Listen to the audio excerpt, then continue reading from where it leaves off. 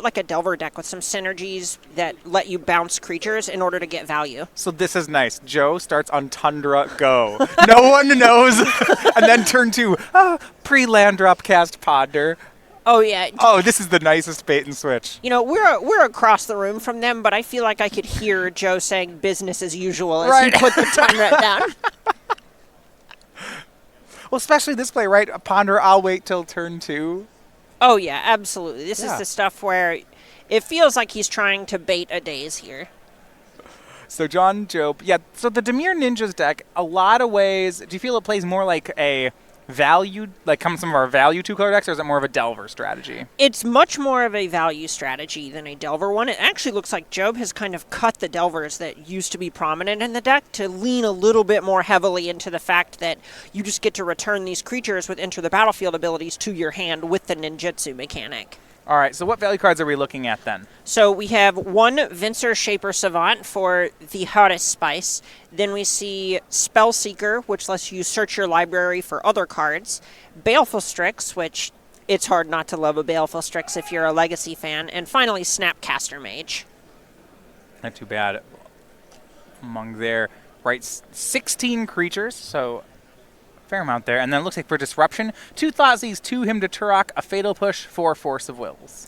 Right, and so this deck is actually very similar to the Dimir midrange deck that we saw from Rudy Brixa running Thief of Sanity a few weeks ago in our Legacy Open, where the idea is you just try to grind your opponent to dust and then have a couple of creatures that build you right back up to where you were before with all the cards where your opponent does not have as many cards. Yeah, on top of that, when we had that team event you're talking about, players were really prioritizing, or rather in Legacy, basic lands, having a large stack of basic lands in their deck, which again, this is going to do.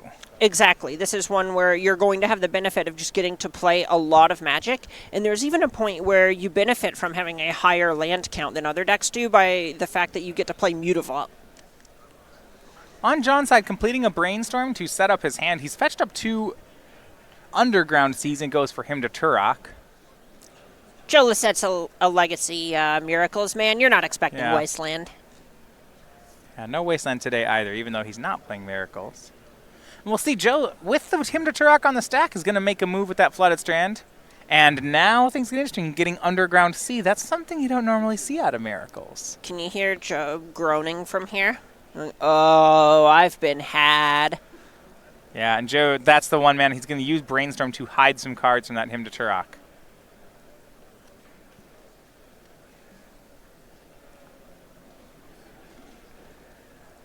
See Aether Vial picked up there. That is a 4 of in Joe's deck. His deck is 22 creatures of his own. Ooh, this is a nice combo. You get to put cards that you want to mill with Cephalid Illusionist on top of your library with Brainstorm. That's just good synergy. All right, the Hymn does resolve. 4 cards in Joe's hand.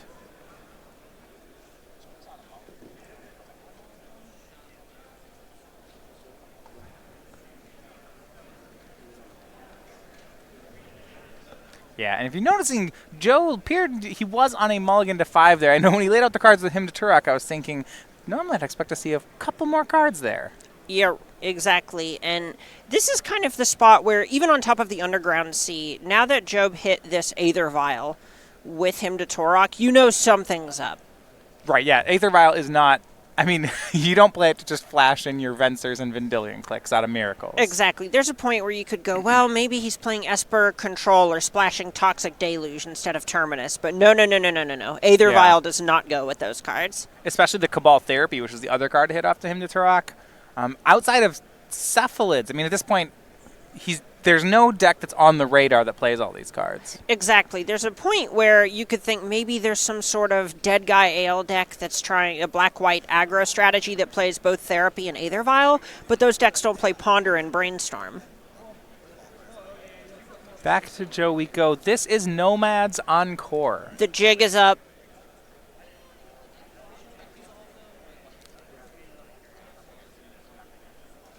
All right, Nomad's Encore. That one is a 1/1. As we mentioned this one earlier when talking about the matchup. A Core Nomad Soldier. It has the, for 0. The next one damage that would be dealt to Nomad's Encore this turn is dealt to target creature you control instead. It could target itself. That doesn't really... You know what? I think I know what it's going to target, Matthias. I think it's to target the Cephalid Illusionist. So this is the combo we are talking about. And so Cephalid Illusionist, when it's targeted, a player puts the top 3 cards in their graveyard library into their graveyard. And Joe is going to repeatedly do this.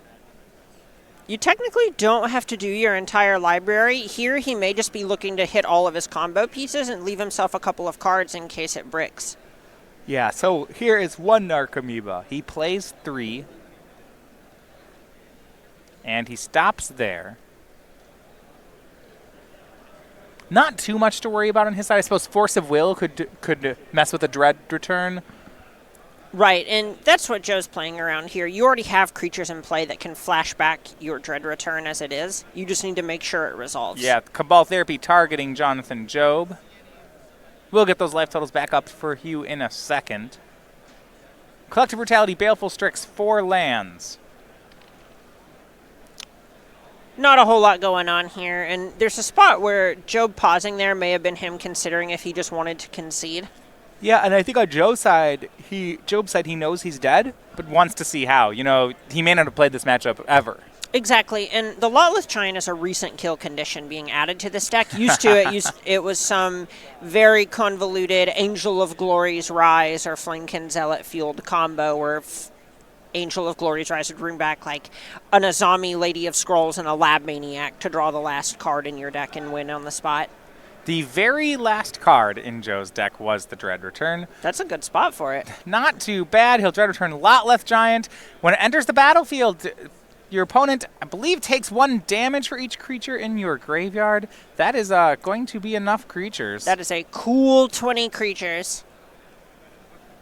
22 total creatures on his deck, 2 of them on the battlefield. Job is counting. All right, how much am I taking here? He is at 18. You know, Lotleth Giant's also a 6/5 for 7. Nice card, an uncommon. Well, you know, the stats don't do very much when you don't have a library. Yeah, we need to play like Dragon Breath and get it for haste. You know what? No, we don't. But he had the Baleful Strix, so good call. Which exactly. Is Exactly. And that's going to be the combo. Yeah, Job confirming, yeah, that just happened. And this is exactly what happens with these kind of decks in Legacy. You know, we like to joke about things that don't show up as frequently for not being meta decks, but they're still very powerful. He just won on the 3rd turn on a mulligan to 5 through a Hymn to Torok. Yeah, and what a way to kick off the Cincinnati Open here. Joe Lossett picking up a win over on the Legacy table with Cephalids. Now, on our other matchups, we mentioned the modern matches between Paul Muller on Is It Phoenix and Christopher Iaali on Humans. And then Tom Ross, of course, playing mono white in Standard. He is up against Justin Porchas on Simic Nexus. And these are all matchups that are going to be pretty swingy. None of the decks are exactly surprising. You come with a plan for the opponent. As far as edges in those matchups, we're probably giving the nod here to Paul Muller on Is It Phoenix, as you get to play a pile of red removal backed up by Thing of the Ice. And Thing of the Ice is just going to undo a ton of work in terms of development that the Humans player, or that, Christopher tries to put in.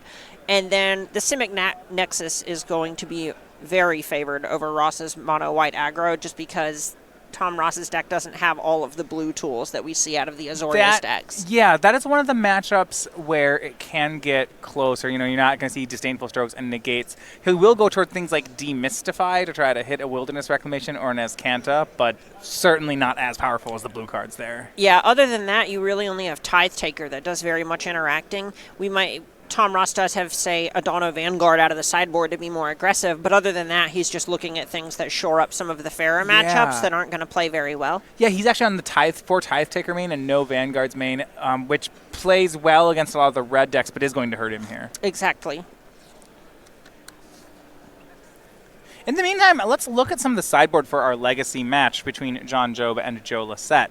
So, Joe Lossett's sideboard. First of all, I want to talk about the creatures. If you missed it when he was milling over there, he had 3 Stoneforge Mystic in his main deck. And that doesn't sound weird, except for the fact that I'm telling you there's exactly 1 equipment in the main deck, and the only equipment is Shuko, which is an equipment that equips for 0. Ooh, that's another way to target your Cephalid Illusionist. That is another way to target yourself with Illusionist. Now, out of the sideboard, as you see here, we now have our graphical sideboards this weekend. There are a couple more traditional equipment in the sideboard. He has a Batterskull and an Umezawa's Jite to go with the 4th copy of Stoneforge Mystic. Other things he has here, these Flicker Wisp, Echoing Truth, Cabal Therapy, Meddling Mage, Fairy Macabre, Orzhov Pontiff, War Priest of Thune, and if you aren't familiar with that second one there, that is the card Devout Witness. That card is nice. That card's very nice. Yeah, a 2/2 for 3. It's a Spell Shaper for Disenchant. Ooh. I like that effect. Not necessarily for this matchup unless you're trying to destroy exactly Baleful Strix, but that card's mostly coming in to answer things like Chalice of the Void, Pithing Needle, etc. So what do you like then against the Dimir Ninjas deck? I mean, both these, first of all, one deck's totally off the radar, Joe's deck, and Dimir Ninjas is a very new deck as well. So here, I think you're mostly just trying to stick to your Game 1 plan a majority of the time. The things that you could see Lossett looking into bringing in are possibly leaning a bit harder into the Stoneforge Mystic plan in order to fight disruption that he could expect Job to be bringing in. So this would involve the Stoneforge Mystic and then the more traditional equipment package in Batterskull and Umezawa's Jite. And then past that, you may just be looking into Cabal Therapy to tag any counter magic that you could see coming from Job, just because there is a very high risk of Job letting Lossett combo, countering the Dread Return, and then Lossett dying on the spot. Yeah, it's... So you lean harder into your hand disruption against the blue decks as a result of that. Which makes sense. One of the reasons why Cephalid was always a popular combo is that it actually is really hard to disrupt with removal, because the entire thing is instant speed. You know, once the Nomads and Cephalid are down, a Fatal Push isn't going to save you at all. Exactly. Exactly. So you just want to use your more proactive disruption in the form of hand disruption to hit their reactive disruption. All right. So we'll get to John Job's sideboard in a second, but meantime, I want to talk about the spring sale at Star City Games. It is our weekly sale, but we have discounts on all sorts of things at the Star City store, so make sure you check that out, starcitygames.com/sale. I like the Gilded Lotus is on there, just in time for spring. That's so cute. Well done. Well done. Big Gilded Lotus fan. I am the biggest Closet Commander player. What other flower cards? There are lots of Lodi, Lotuses, Lotus Sea. Lotusin. You can get some Colony Heart Expeditions. Ooh. Carpet of Flowers. Carpet of Flower. Floral Spasm. Sour. Spore Flower. Ooh, that one's nice. I like it. I'm going to go straight for the fog effects. Does Pollen Lullaby count? Oh, yeah. Oh, that's a nice one. I know where that was Sometimes going. It's two fogs. Tangle, yeah. Well, it's sometimes Tangle. Tangle was too strong, so they put Clash onto it. White can't just have Tangle. It was too busted in green. Why not just put it in white? John Job's sideboard. A lot of possible answers here. So I'm looking at these 3 Surgical Extraction, wondering just how much work they do against the Cephalid deck. They're a good thing to look at. And they're part of the reason that we saw Lossett milling one at a time rather than just saying, I'll flip my library into the graveyard, is you don't want to put yourself in a spot where all of your Narcomoebas get surgically extracted, for example, or yourself in a spot where Job gets to surgical extract your, say, Dread Return with the Narcomoeba triggers on the stack and so on. And that card is a lot of the reason that Lossett is probably going to be leaning much further into a fair game strategy, or just trying to take out surgical extractions with Cabal Therapy. Looks like this time it is Jonathan Job on the mulligan. Also, teammate Tom Ross, where Job does pick up the Game 1 win against Justin Porchas. That's a pretty nice swing. Yeah. It's a matchup that actually I don't mind from Tom's side. The mono white decks just can race here. The cards that I'm always concerned about out of Simic Nexus are things like Biogenic Ooze, something that's cheaper and just as game-winning as the card Nexus of Fate. Yeah, I totally agree. And there's also a point where even if Justin's deck is favored, it does have a fail rate. And if there is a deck in the world that's very good at punishing fail rates, it's any of the aggressive decks, specifically in the hands of Tom Ross. Porchas' deck also no copies of the ooze I was mentioning here has gone for Murmuring Mystic instead. Murdering Mystic is nice just because it doesn't die to Lava Coil.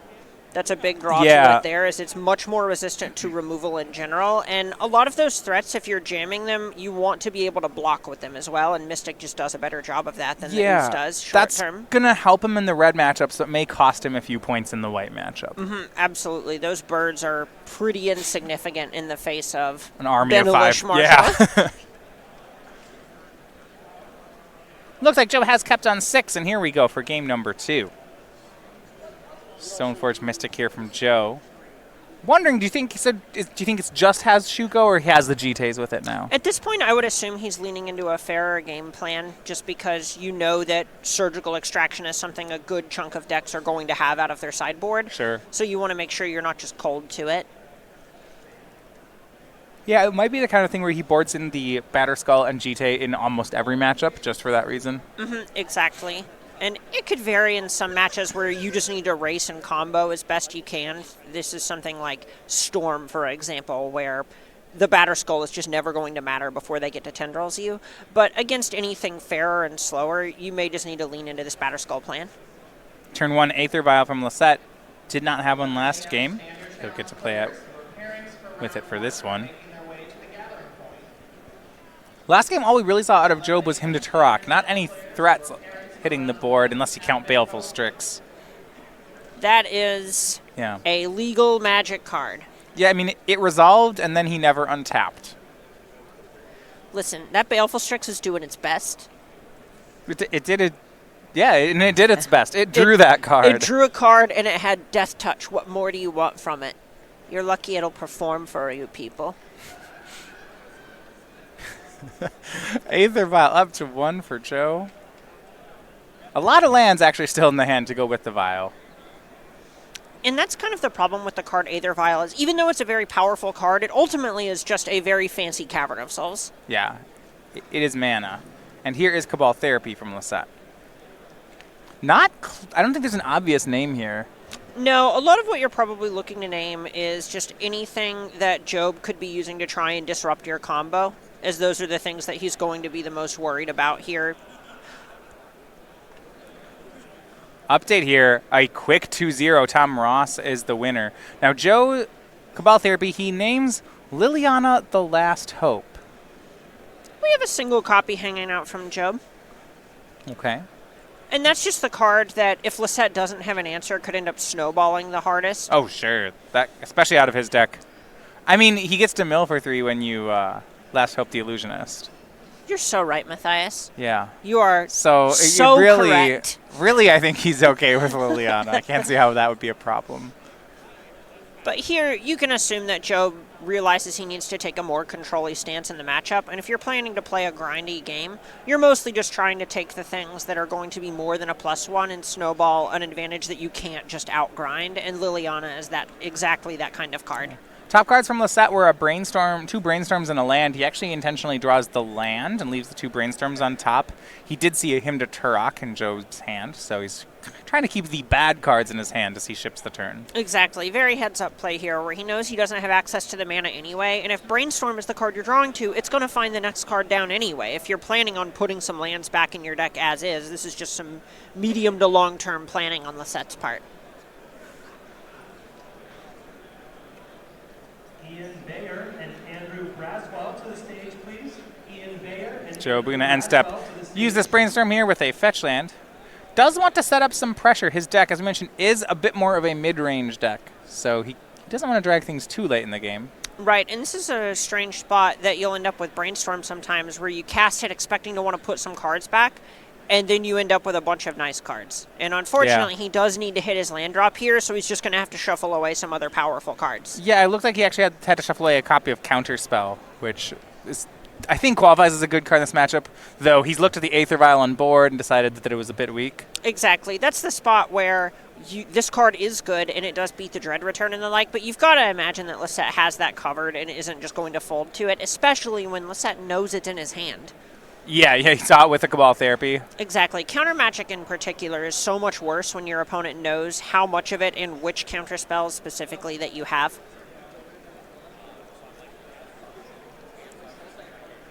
Yeah, back to Job we go here. And part of the thing with Brainstorm can help, when your opponent knows your hand like that, it does put some uncertainty into things as to which cards Job actually still has.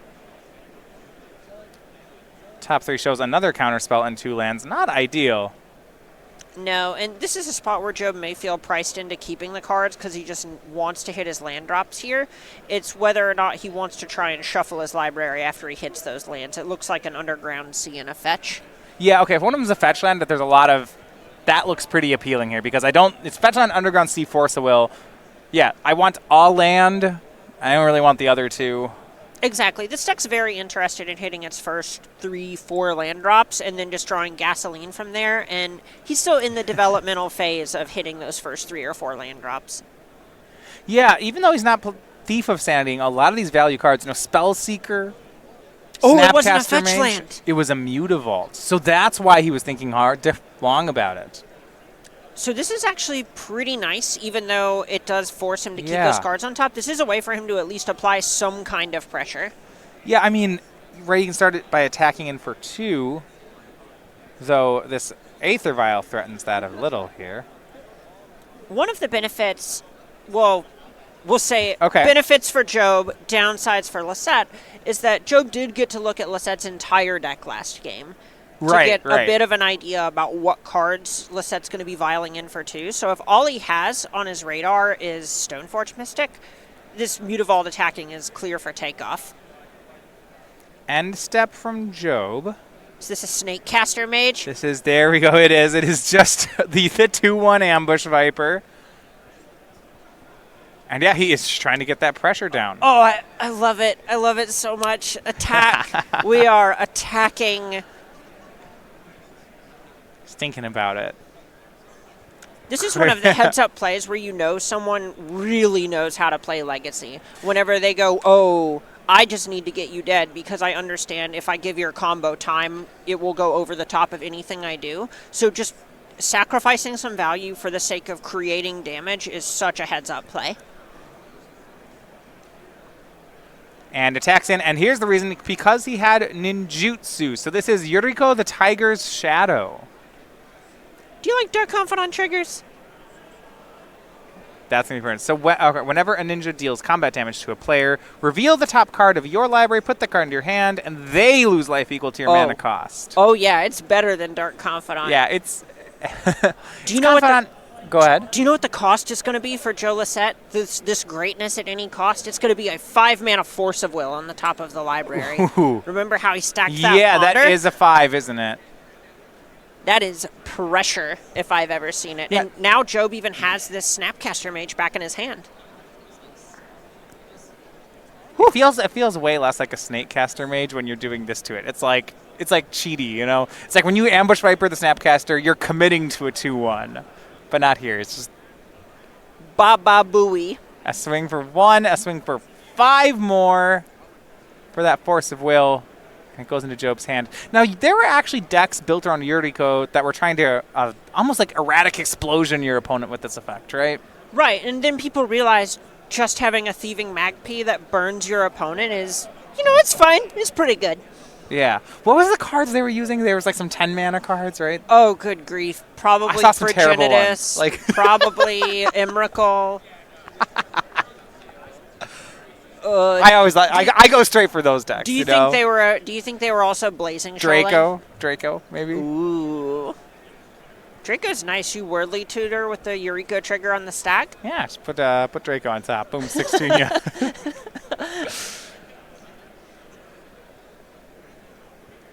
But it showed down to 12. Yuriko hitting pretty hard there. Yeah, 1 plus the additional 5. I believe that 5 is the most that can be hit out of Job's deck. That is correct.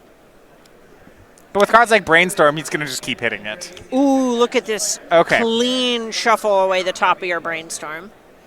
That was nice. Right, so Joe, brainstorming, then Aether Vials in Stoneforge Mystic to shuffle the deck. We'll see what equipment he has. He's thinking, so it feels like more than Not Shuko. Shuko. Oh, no, it's Shuko. It's Shuko. Shuko. All right, so This is a card from Betrayers of Kamigawa, a 1-mana converted mana cost artifact. The equipped creature gets +1/+0. It's the reverse Bonesaw, if you will. Old grabby, toothy hands. Yeah, so Bonesaw, remember, is the 0-mana, the Cheerio artifact that equips for 1. This is the 1-mana artifact that equips for 0. They do the same thing. Betrayers of Kamigawa just had the most busted equipment. Look, we have ninjutsu on one side and Shuko on the other. It's just Betrayers of Kamigawa all over here. Welcome to Star City Games Open Weekend in Cincinnati, featuring Kamigawa block constructed. Yeah. This is actually just us at Betrayers. You're right. You were talking about shoals, we have ninjas, we have Shukos. Umezawa's Jitty is probably hanging out in Lossette's deck. That's a nice one.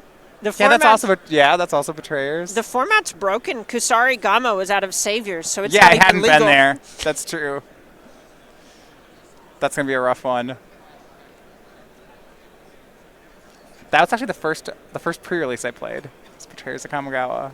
You got an Ink Eye, Servant of Oni, as the pre-release card. Uh-oh.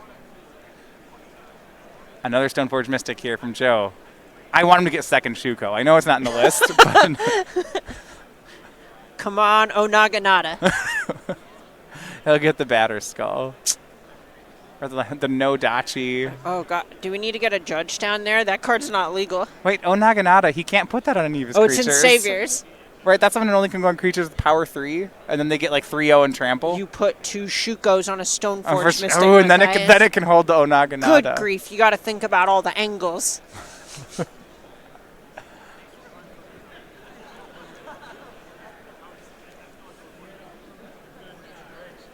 That one was hit. We have a Diabolic Edict.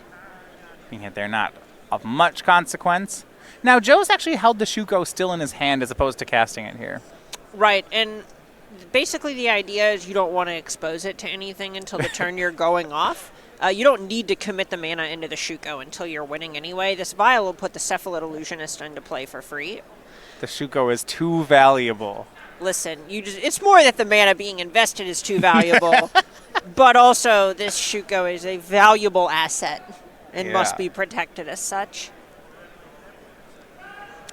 And now that he has this Batter Skull in his hand as well, this sets up a pretty nice block on this Yuriko here. You just get to threaten Batter Skull.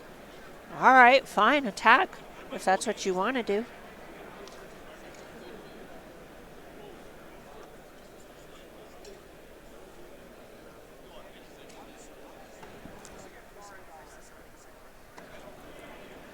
Yeah, the Stoneforge Mystic that was sacrificed was the Summoning 6 Stoneforge Mystic, so this one is ready to go to put a Batter Skull and Germ Token into play.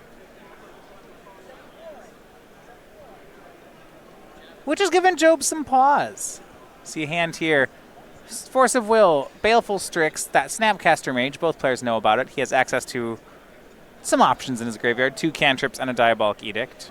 Right, and Lossette's even really close to just hitting that 5th mana where all of a sudden you can't ever deal with this Batter Skull. Oh, the Shuko is getting threatened here. It's him to Turok. Joe gonna have to... Oh, Batter Skull. Batter Skull put into play. I got to level with you. This is just reasonable. Okay. If he had put the Shuko in, you would have seen me throw my headset down and assume that I am not smart enough for this job. All right, four cards. We can only hope that Shuko makes it out. Come on, please, Shuko. No! Oh, wow. Just GG. Hitting the other Aether Vial is a trade-off, though. We take those. Batter Skull into play, gets the Germ Token. Fatal Push takes care of the Germ Token. Yuriko is going to swing in another card draw, a trigger. That is the Spell Seeker. Ooh. That's 3 more damage. That's a good hit, too. That lets Job tutor for more cards out of his library to basically just find whatever piece of the puzzle he needs. So also very nice to bounce with the ninjutsu ability.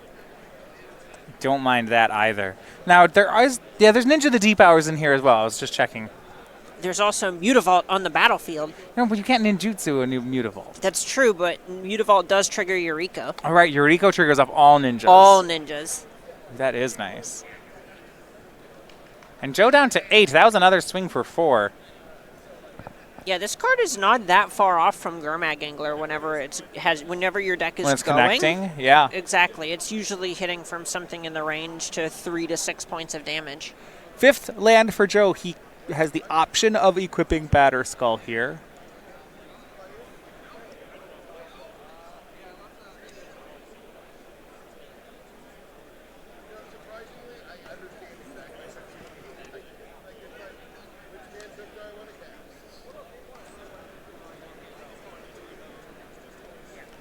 Joe down to 7 here.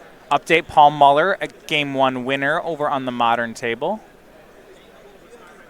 This 5th land looks like it's going to be that Batter Skull equip, and that's the point where it's actually just pretty big chunks of life that he's swinging for. Yeah. Kamipa's in Lossett's hand. Now the issue is that with all these extra cards on with Spellseeker, right, it's just figures that right, Spellseeker can get Fatal Push, can push away the Stoneforge Mystic. There's not... It's not great.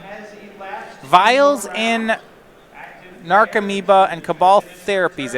I feel like it's going to be Spellseeker he names. It's got to be. Either that or Force of Will. I guess there's also a Snapcaster Mage in hand. Yeah, there are a lot of good hits. We need like 2 more therapies. But this one will be good. He does take the Spellseeker. Oof, and a Baleful Strix being the leftovers here is kind of bad. scary. Yeah.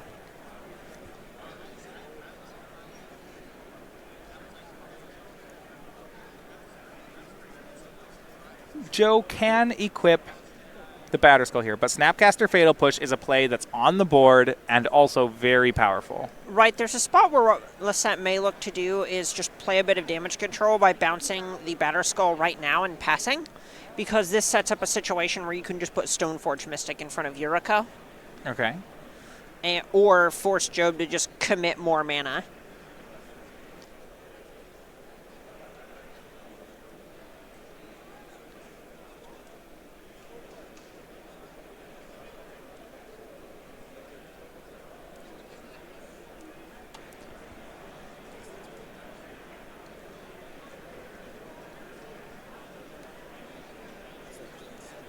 All right. Oof. That is another Force of Will picked up by Job.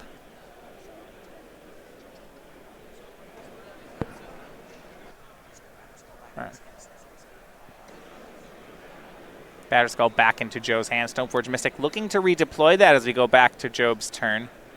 The reason this is just a way to get another Germ token.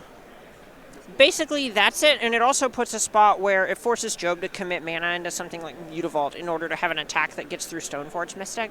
As Yuriko is only a 1/3, so it can't just attack into Stoneforge. So if you attack, you just block and go about your day. I guess Job can't just Snapcast a Fatal Push here, right? Correct. If you Snapcaster a Fatal Push, then you can just put in the Batter Skull, and then Yuriko doesn't connect. Right. It does set up the situation in which, since Job picked up this other Force of Will, you can just counter the Batter Skull on the way back down if you have another way to deal with the token, say the Baleful Strix we know about. Yeah, well, I mean, unless it gets Stoneforged into play. Right, no, it's more about eventually the Germ will get dealt with again, and then you have to bounce the Batter Skull to recast it, and when you recast it, it's more of a long-term plan. I see, yeah, down the line. It's an avenue. Right, once the Stoneforge is dead, then eventually he has a way set up. That makes sense. We do see, and actually Job's going to go a different route. Instead he's going to use that Snapcaster, it looks like to just use snap a Ponder. Right, and this makes a lot of sense considering the fact that he knows Lossett plays cards like Cabal Therapy. It's not super safe to play this 3 or 4 turns down the road plan to answer this Batter Skull when you know that Lossett could just take both of the Force of Wills in your hand with a Cabal Therapy. Uses Ponder to find a land, casts Baleful Strix, and passes. Joe will put the Batter Skull back into play.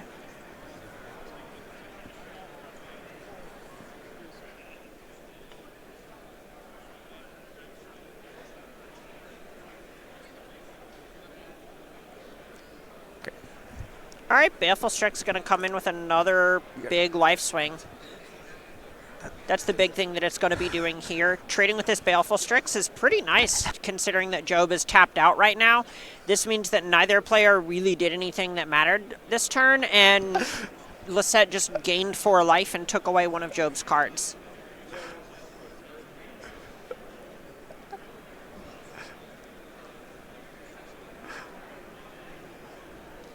Back over to Job we go. So he's set up this Baleful Strix from last turn. I mean, this is going to just still be a source of damage, I suppose.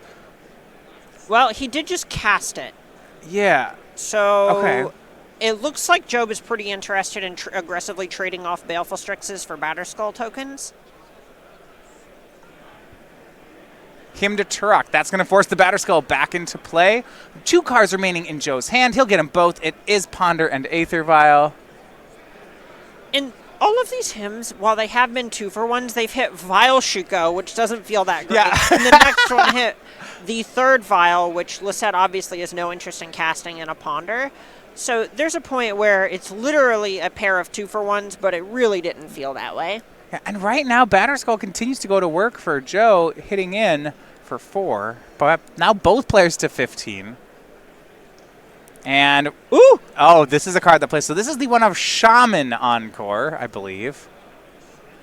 Or is that Benevolent Bodyguard? I believe that's That's Benevolent Bodyguard. My mistake. Yeah. How could yeah. you? Yes, he does have a one of Benevolent Bodyguard.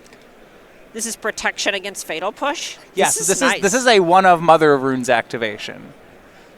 Sacrifice it to a creature, gains protection from a color of your choice until end of turn. Most importantly, a Mother of Runes that doesn't have Summoning Sick. Right. And if we're being honest, how frequently does Mother of Runes really get used that many times to protect from removal? Twice? It then the Mother of Runes dies. yeah, twice, right? It never actually happens. Yeah. It just kind of threatens That's like- it while the other person has their head in their hands. That reminds me of, like, how often does Royal Assassin actually destroy a creature? You're dating yourself. I know, I know. The answer is only when you have Icy Manipulator. Ooh. And then that was the lock. The old Bone Crank. Back when Ice Age was a set, your Icy Manipulator Royal Assassin decks, those were nice. Those were not fun at Kitchen Table Magic. See. Are we just entering a new era where people go, well, back in the 90s? Yeah. I don't need to have a new era to start doing that. Here's a swing and here's a ninjutsu, and this is going to be a big one. So Ninja the Deep Hour is put into play for Baleful Strix, and when this connects, there's going to be 2 triggers, one off Ninja and one off Yuriko. This is a big swing. And you put the Baleful Strix back in your hand. This is so many cards. Okay, so 2 damage, then 5 more off Force of Will, then another card off the Ninja. So Joe down to 8. John's going to draw 100 cards. Good More like 3, but grief. 1 and 2 off the Ninja, and here's the 3rd off that Baleful Strix he bounced. And go. Yeah. A reasonable turn. I believe the phrase has something to do about asking your opinion of these apples. How do you like them? Yeah. Ooh. What is your opinion on these apples? People want to know. An attack. A block with Baleful Strix. Joe bounces the Batterskull back to his hand. Back up to 12. Here we go. Ninja only had flying for the 1 turn. It sailed in on a Baleful Strix. And this is a spot that, at least from the set side, you're alive, but you're treading water. Like, there's this one thing you can do, and you're doing it every turn, and it may or may not work.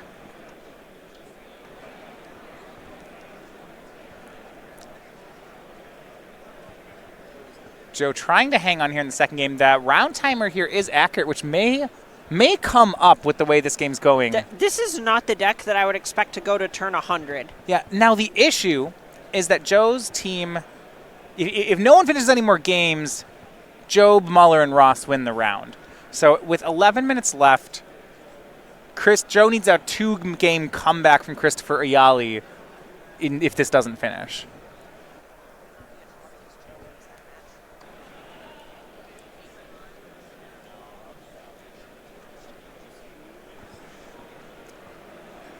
That being said, with this Batterskull, this game does have the potential to just take that long, where it feels like Joe's just treading water, but that's all you need to do when you're up a game. Right, his life total's going up. I mean, Job has so many cards here. I feel like Job's deck is firing on all cylinders, and because of that, I expect it to have a way to deal with this, but so far he hasn't. Batterskull's just a really hard card for the fair decks to deal with historically. Okay. Yeah, another swing in for Lossett.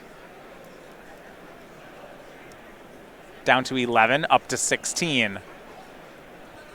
Snapcaster Mage from Job. Now, here's a worry I'd have. If Job can clear away the blockers for one turn, he has Ninja the Deep Hours, Mutavault, Yuriko, he will... Oh, you just burn Lossett out. Yeah, they all trigger. So Snapcaster on Fatal Push. And Lossett will use Benevolent Bodyguard to protect the Germ Token. Another Snapcaster in Job's hand. Is there another push in the graveyard, though? I don't think so. There is a Baleful Strix. Okay.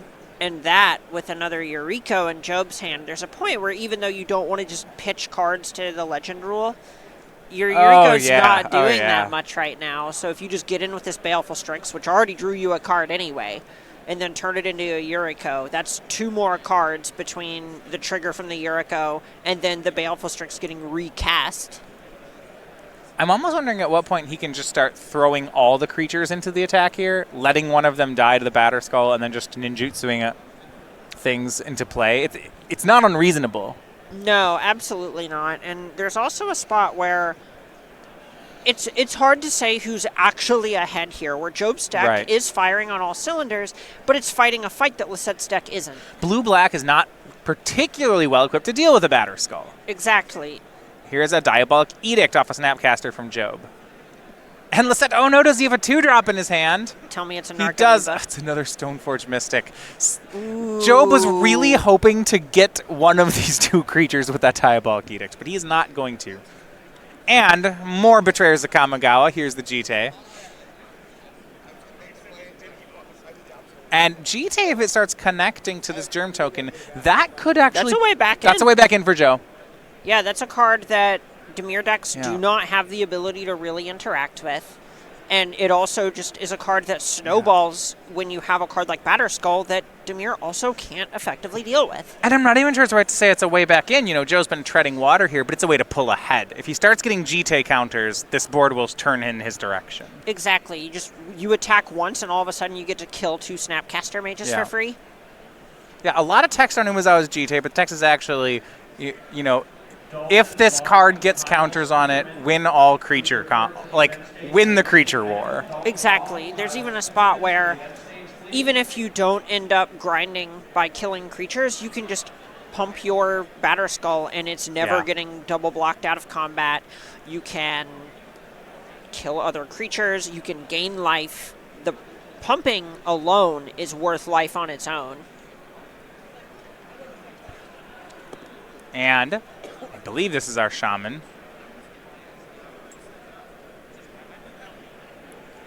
From Joe Lossett. More ways to protect the Germ Token. Yes, this is Shaman Encore. In a 1-2 for 2, it has that Encore ability. So 0 mana, the next one is damage to be dealt to Shaman Encore is dealt to something else. It can throw damage away from itself. For 1 and a white, the next time a source of your choice would deal damage to a target creature. So for 0, Shaman gives damage from itself to something else, and for 1 and a white, it takes the damage for something else. That's pretty nice. So in this sense, it for 2 mana can protect the Germ Token. I feel like that's what it's doing here. Right, and there's even a point where if you use both abilities together, you can just send damage wherever you want. Yes. Now, what actually happens is it got a Force of Will out of John's hand. Yeah, that's the type of card that it is the avenue for Joe to win the game out of nowhere while down 10 cards. I also like that Shaman Encore is a Squire. Look, so is Stoneforge Mystic. Yeah, Stoneforge Mystic, by the way, is the most flavorful Squire. I believe it's a better Squire than Squire because it comes and brings you your weapon, which is exactly what a Squire is supposed to do. Squire, fetch me my Jite. Okay, so this may be the turn. Yes. Okay, what do we have going on here? You just here? attack with everything. So the Jite's on the Stoneforge Mystic, not the Germ Token. I was a bit surprised here. This is just hedging your bets a little bit against a card like Fatal Push. Joe's tapped out. Exactly. You can't just redeploy the Batterskull mid-combat this way, but this is also the best way to protect your equipment from a card like Hymn to Torak. There is actually a point where if Job just alphas, he might be dead on the crackback.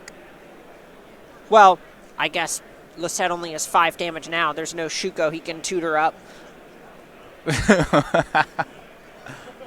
Yeah, it was just tragedy that got hit by a Hymn to Torak. And as funny as this sounds, Lossett's only 1 mana away from casting Lotleth Giant.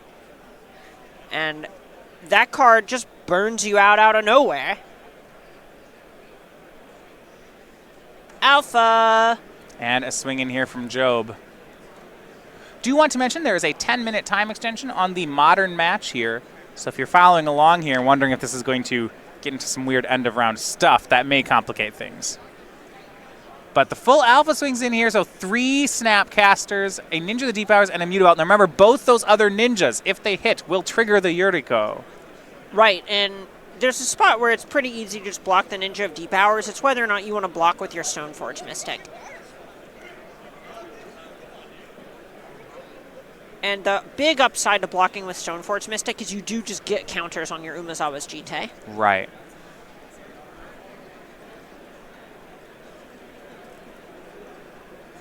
So, looks like the Germ Token stepping in front of Ninja of the Deep Hours.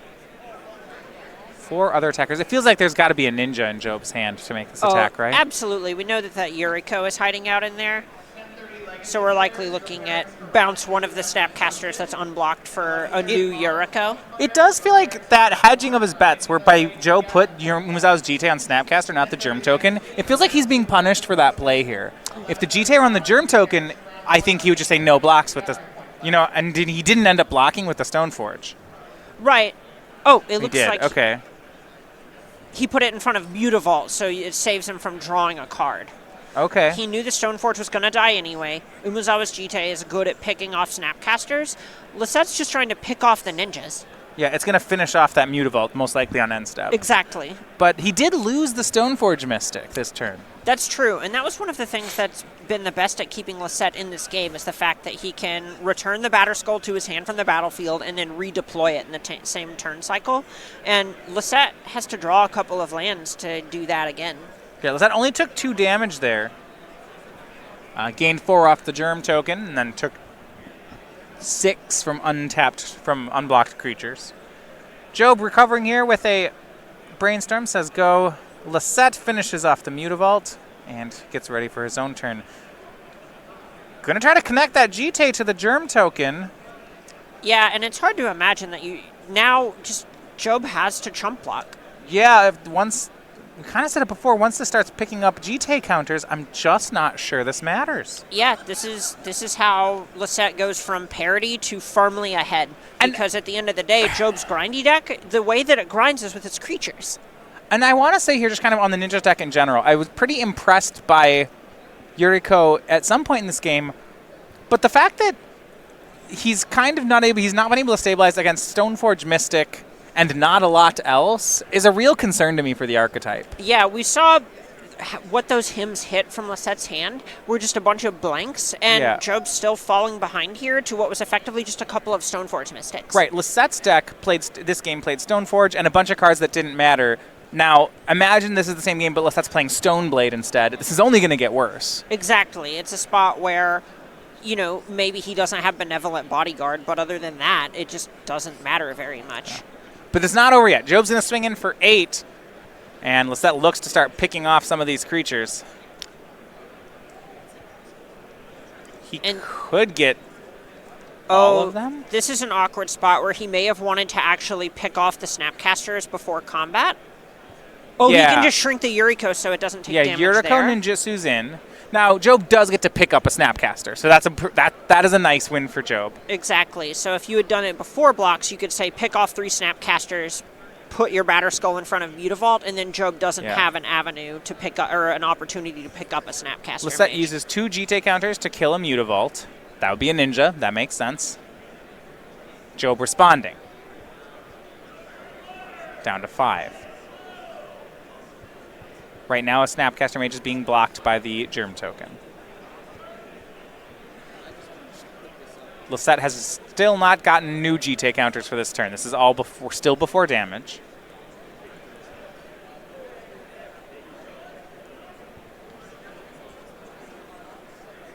And this one looks like it's going to go to time with Lossett up 1-0. So that's going to be scored as, if Job cannot win here, it's going to be scored as a match win for Lossett. Correct. And but it looks like he might actually just win this turn. Yeah, he might just outright win it. Yeah, right now, as it stands, Job is dead on the battlefield. Oh, he has a Snapcaster in his hand. And yeah, Job extends the hand.